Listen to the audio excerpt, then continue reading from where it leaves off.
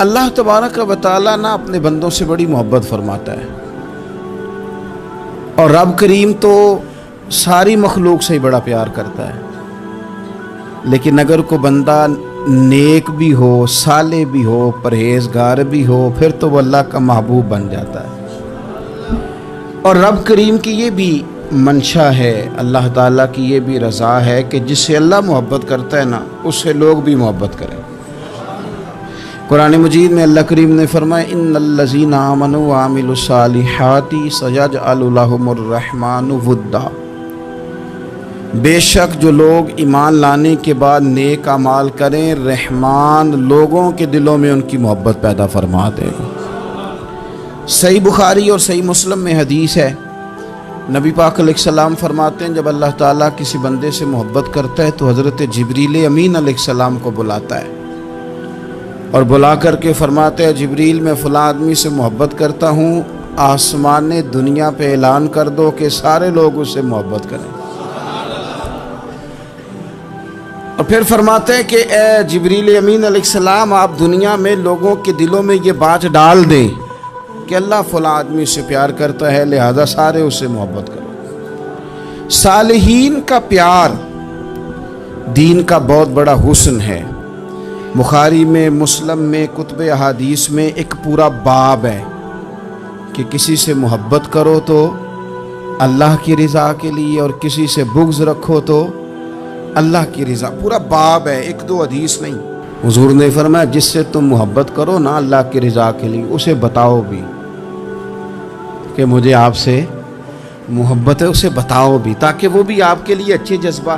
محبت جو ہوتی ہے یہ اظہار کی محتاج تو نہیں ہوتی، لیکن محبت میں اظہار ضرور ہوتا ہے، محتاج تو نہیں، لیکن ہر چیز دل میں رکھنے کی نہیں ہوتی، کچھ زبان سے کہنے کی بھی ہوتی ہے، کچھ کہنے کی چیزیں بھی ہوتی ہیں، اور وہ کہہ بھی دینی چاہیے، لیکن اتنی ہی کہنی چاہیے جتنی ضرورت ہو، 2 4 5 قدم آگے بڑھ کے نہیں۔ اس میں بھی تکلف آ جاتا ہے، تصنع آ جاتی ہے، بناوٹ آ جاتی ہے۔ فرمایا حضور مجھے اللہ کی قسم مجھے آپ سے پیار ہے، تو حضرت معاذ بن جبل مسکرائے اور مسکرا کے فرمانے لگے کیا کہا تم نے؟ کہا حضور اللہ کی قسم آپ سے پیار ہے۔ فرمایا پھر سوچ کے کہیے۔ کہا اللہ کی قسم آپ سے پیار ہے۔ فرماتے انہوں نے نا میرا کپڑا پکڑ کے مجھے کھینچا اور قریب کر کے کہنے لگے سن، پھر میں نے نبی پاک سے سنا ہے جو دو بندے رب کی رضا کے لیے آپس میں محبت کریں، اللہ کی محبت ان کے لیے واجب ہو جاتی ہے، پھر اللہ ان سے پیار کرتا ہے اگر وہ اللہ کی رضا کے لیے محبت کریں۔ ہماری محبتوں میں نا دنیاوی اغراض بڑھیں، اوئے ہوئے، ہر دعوت صرف اسی لیے ہوتی ہے کہ وہ بندہ بلاؤ جو میرے کام آئے گا، ہر تحفہ اس لیے آگے کی طرف روانہ کیا جاتا ہے کہ اس شخص کو بلاؤ جو کل میرے کام آئے گا۔ عزیز بھائی، اللہ کے نیک بندے سے اللہ کا بندہ سمجھ کے پیار کریں، اور اللہ کا نیک بندہ سمجھ کے اس کے ساتھ فوٹو آنا ضروری نہیں، اس کے ساتھ پیار ہونا ضروری ہے۔ اور اگر محبت اخلاص والی ہو، پیار والی ہو، عقیدت والی ہو، تو حضرت ابو ذر غفاری نے تو کہا تھا یا رسول اللہ اگر بندہ کسی نیک بندے سے پیار کرے، نہ اس سے مل سکے، نہ اس طرح کے کام کر سکے، پھر بھی کوئی نتیجہ نکلے گا، تو حضور نے فرمایا پیار خالص کرے، اللہ قیامت کے دن دونوں کو جمع فرما دے گا۔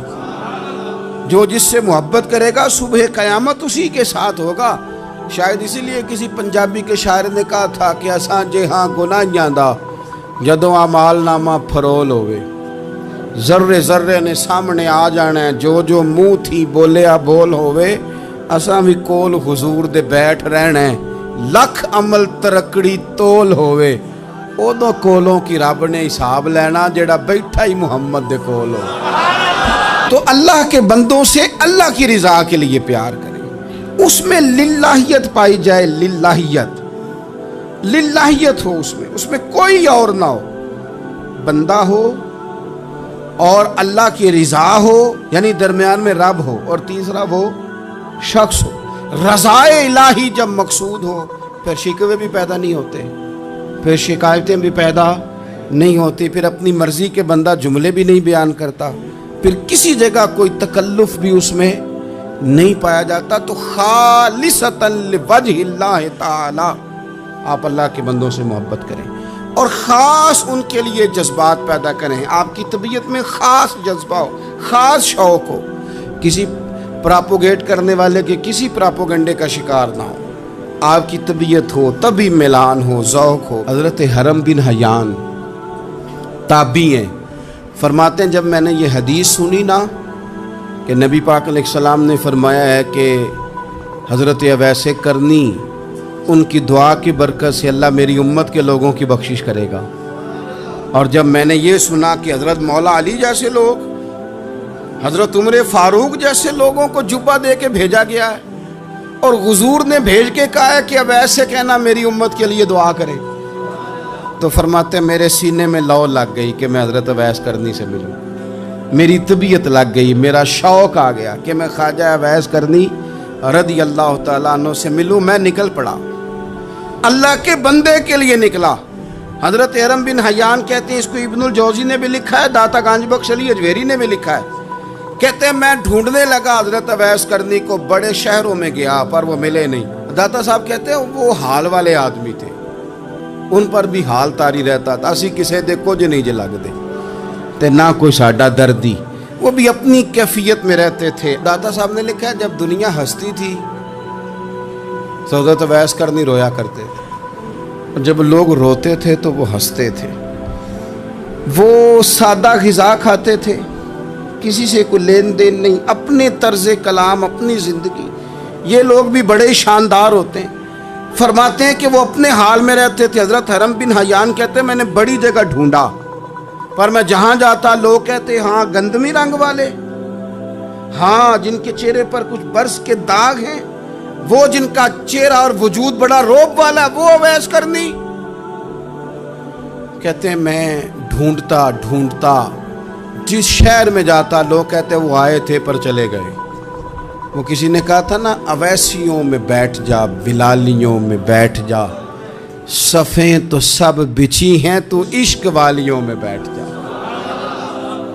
فرماتے میں وہ صفیں تلاش کرتا ڈھونڈتا, نہ ملے مجھے.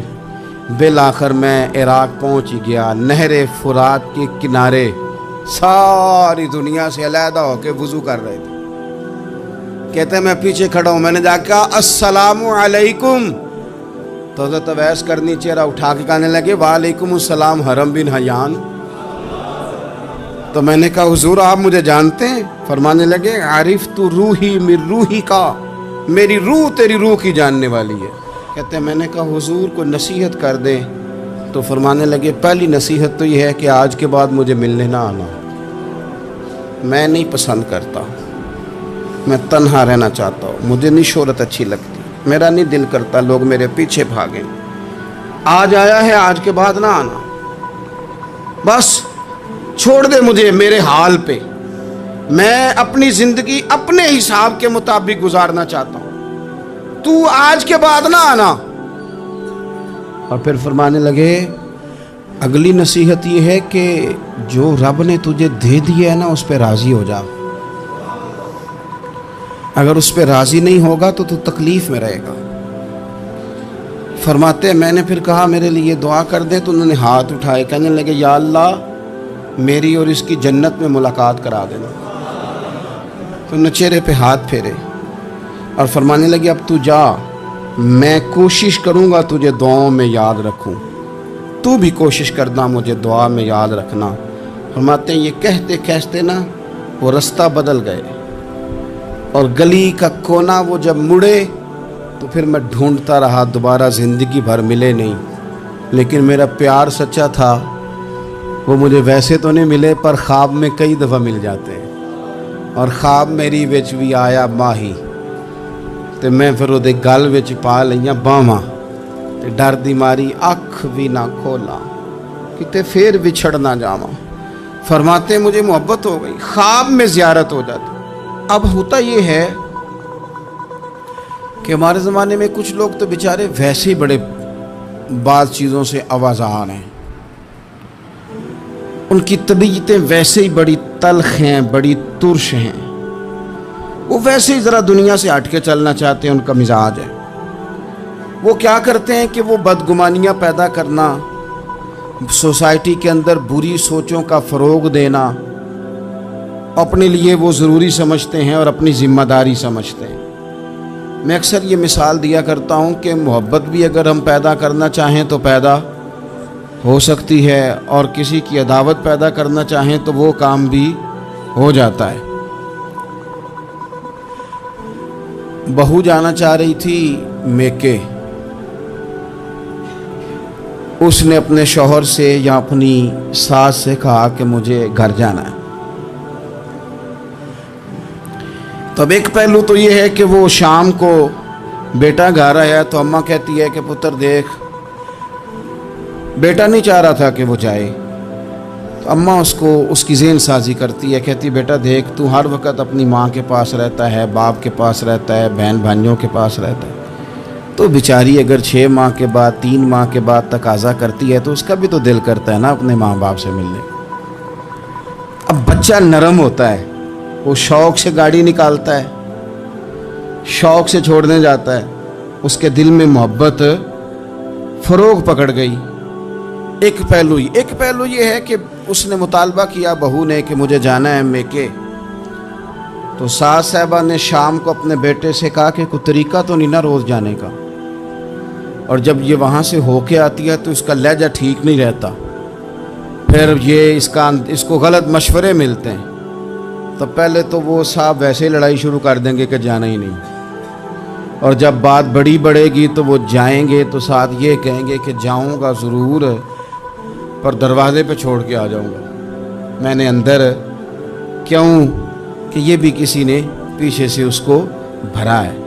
आप किसी बंदे के बारे में भी, किसी के बारे में, हमारे तमाम जगहों पे इसी तरह ही होता है, दोस्तों की महफिल हो, तंजीमें हो, हमारे दफातर हो, सब जगह कुछ लोग बाकायदा काम करते हैं नफ़रतें भरने का। ओ फलाना तुमने देखा क्या कर रहा था, ज़हन बनाते हैं, बंदा उससे एलर्जी खाने लगता है, नफ़रत करता है, कुछ ज़हन बनाते हैं यार कितना भला आदमी है, देखो कितने वक्त पे आता है, बेचारा घर में इसके कोई और है भी नहीं, फिर भी छुट्टी नहीं करता, वक्त पे आता है। तो ये ज़हन साजी नफ़रतों के भी लोग करते हैं, मोहब्बतों की भी। एक मिसाल और दे दूं छोटी सी, एक मक्खी वो है कि आपका पूरा वजूद मौजूद है पर वो वहाँ बैठेगी जहाँ पीप है जिस्म में, बाकी किसी जगह नहीं बैठ, उसका मिजाज है, गलाजत वाली जगह पे बैठ मिजाज है, उसने ढूंढ के ही किसी गलत बात पे साथ ही गलत तबीयत है उसकी, मानते नहीं बहुत सारे लोग पर गीबत के कायल होते हैं, ज़हन में फतूर होता है, बैठना ही गलत जगह पे, हालांकि बाकी सारा जिस्म मौजूद है, पीप वाली जगह पे, रेशे वाली जगह पे, ज़ख्म वाली जगह पे बैठना है, और वहाँ से उठ के जब कहीं और बैठना है तो वहाँ बीमारी फैलानी। एक मक्खी वो भी है जो ढूंढती है सारा ज़माना पर बैठती फूल पे है, और जब वो फूल पर बैठकर अपने घोंसले में जाके बैठती है तो पता है वहाँ क्या पैदा होता है, शहद पैदा होता है, और शहद वो है जो शिफा देता है। आज कुछ लोगों ने प्रोपोगेट कर दी चीज़ें, वली क्या होते हैं, दरवेश क्या होते हैं, सूफ़ी क्या होते हैं, कुरान पाक पढ़ो, नमाज पढ़ो, इबादत करो, ख़त्म हो गई बात। ओ खुदा के बंदो समझो, ये वली थे जिनको सहाबा कहा जाता है, वली ही थे जिनको अहले बैत कहा जाता है, कुरान पाक के दिफा के लिए, अहादीस की हुर्मत के लिए, दीन की तबलीग के लिए जो मैदानों में निकला करते थे उन्हें वली कहा जाता था। वली का माना अल्लाह का दोस्त, इनसे प्यार करना, इनके लिए अपने दिल में जज्बात रखना। बुखारी मुस्लिम में हदीस है,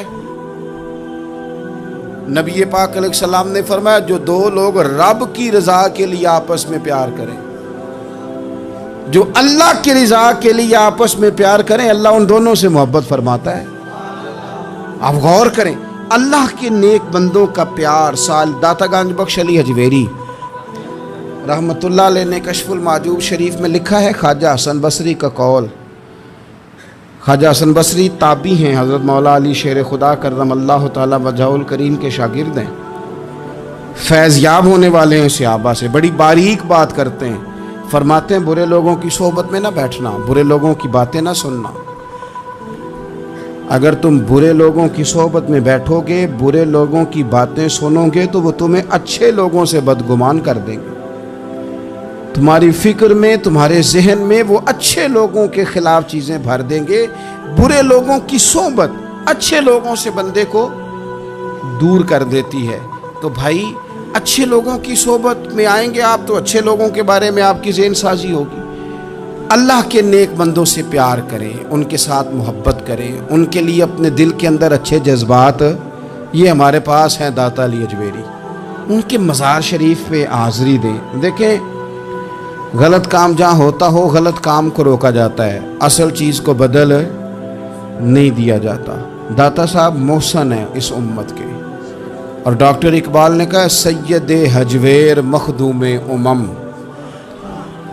داتا صاحب تو وہ ہیں کہ امت ساری کے مخدوم ہیں، ساری امت کو ان کی خدمت کرنی چاہیے۔ داتا صاحب رحمۃ اللہ تعالیٰ علیہ کی کشف المحجوب آپ پڑھیں تو سطر سطر روشنی، جگہ جگہ آپ کے لیے خیر، تعلیمات۔ داتا صاحب نے دین کا کام کیا، ڈیوٹی کی۔ عرس شریف پہ تو میں بھی نہیں جا پاتا، رش بڑا ہوتا ہے، خرافات بھی بعض جگہ پہ بڑی ہوتی ہیں، بعض ایسے کام ہوتے ہیں جو قطعاً نہیں ہونے چاہیے اور ان کی ہر فورم پہ مذمت ہونی چاہیے، پر ہمیں داتا صاحب کی حاضری تو نہیں نہ چھوڑنی چاہیے۔ ہمیں تو کوشش چلیں عرس سے پہلے یا عرس کے بعد، میری اپیل ہے ضرور جائیے گا، اور جا کے نا تو ضروری نہیں کہ آپ کوئی خاص دل کے اندر بات ہی لے کے جائیں۔ آپ داتا صاحب جا کر صرف اتنا کہیں کہ حضور آپ نے جو دین کی خدمت کی ہے، ہم تو اس خدمت پر آپ کو سلامی دینے آئے ہیں، ہم تو صرف سلام کرنے ہیں کہ آپ نے کمال نوکری کی دین کی۔ اپنے بزرگوں کے ساتھ اپنی عقیدت، اپنی ارادت، اپنی محبت، اپنا پیار مضبوط کریں، ان کے لیے اپنے دلوں کے اندر خیر کے جذبات ہمیشہ رکھیں۔ صحابہ کرام کے لیے، اہل بیت اطہار کے لیے، امام بخاری کے لیے، امام مسلم کے لیے، صوفیاء کے لیے، حضرت غوث پاک جیلانی کے لیے، خواجہ معین الدین اجمیری کے لیے، حضرت بہاؤالحق نقش بند بخاری کے لیے، حضرت سیدنا داتا علی اجمیری کے لیے، حضرت پیر سید مہر علی شاہ کے لیے، امام احمد رضا کے لیے علیہم الرحمہ اچھے جذبات ہو، اچھا ذہن ہو، اچھا گمان ہو۔ آپ کی طبیعت چاہے کہ آپ ان لوگوں کی تعلیمات پڑھیں، جو طرز حیات انہوں نے اختیار کیا، اس طرز حیات پر ہم بھی عمل کریں، ہم بھی اپنی زندگی اسی طرح سنت اور شریعت کے مطابق گزاریں جو ان لوگوں کا نہج اور ان لوگوں کا طریقہ تھا۔ الترغیب و ترہیب میں نا ایک روایت موجود ہے، ایک تابعی بزرگ ہیں حضرت ابو ادریس خولانی رضی اللہ تعالیٰ، وہ کہتے ہیں میں دمشق کی جامع مسجد میں داخل ہوا تو میں نے دیکھا کہ ایک نوجوان، بالکل کالی داڑھی لیکن بڑے خوبصورت چمکتے ہوئے دانت ان کے، لوگ ارد گرد کافی سارے بیٹھے تھے، مختلف مسائل پہ بات کر رہے تھے۔ جب لوگ الجھ جاتے نا اور کسی مسئلے میں ان سے کام آگے نہ بڑھ پاتا تو وہ پھر اس نوجوان کی طرف رجوع کرتے اور وہ جوان دو چار باتوں میں فوراً مسئلہ حل کر دیتے۔ کہتے میں نے ایک شخص سے پوچھا یہ کون ہے اتنی نورانی شخصیت؟ تو کہتے ہیں مجھ سے کہنے لگے آپ نہیں جانتے، یہ تو صحابی رسول حضرت معاذ ابن جبل رضی اللہ تعالیٰ، یہ تو نبی پاک صلی اللہ علیہ وسلم کے صحابی حضرت معاذ بن جبل ہیں۔ کہتے ہیں میری طبیعت نہ لگ گئی ان کے ساتھ، میرا ان کے ساتھ دل کا لگاؤ ہو گیا، محبت ہو گئی، شوق ہو گیا۔ ہم نے چونکہ اولیاء کو، صوفیاء کو، صحابہ کو، اہل بیت کو اس طرح لوگوں کے سامنے پیش نہیں کیا، اس لیے ہمارے بچوں نے آئیڈیل بنایا ہے نئے دور کے فیشن کو۔ ہماری آنے والی قوم کسی امیر ترین شخص کو آئیڈیل بناتی ہے، پھر وہ سارے غلط ملت رستے اختیار کر کے وہاں تک جانا چاہتی ہے، وہاں جو آدمی کھڑا ہے وہ کسی بھی صورت میں اپنے آپ کو فیمس کر کے دنیا کے سامنے لانا چاہتی ہے، چاہے انہیں کسی طرح کا بھی کوئی روپ دھارنا پڑے۔ یاد رکھ لیں اور سمجھ لیں اس بات کو، اگر ہم ان لوگوں کی سیرت کو، سوانے کو اپنے گھروں تک لے آئیں تو آپ یقین کریں کہ ہماری نسل کے بچنے کا بہت بڑا یہ ذریعہ بن جائے۔ اب جوان ہے یہ بھی، لیکن امت کے مسائل حل کر رہے ہیں۔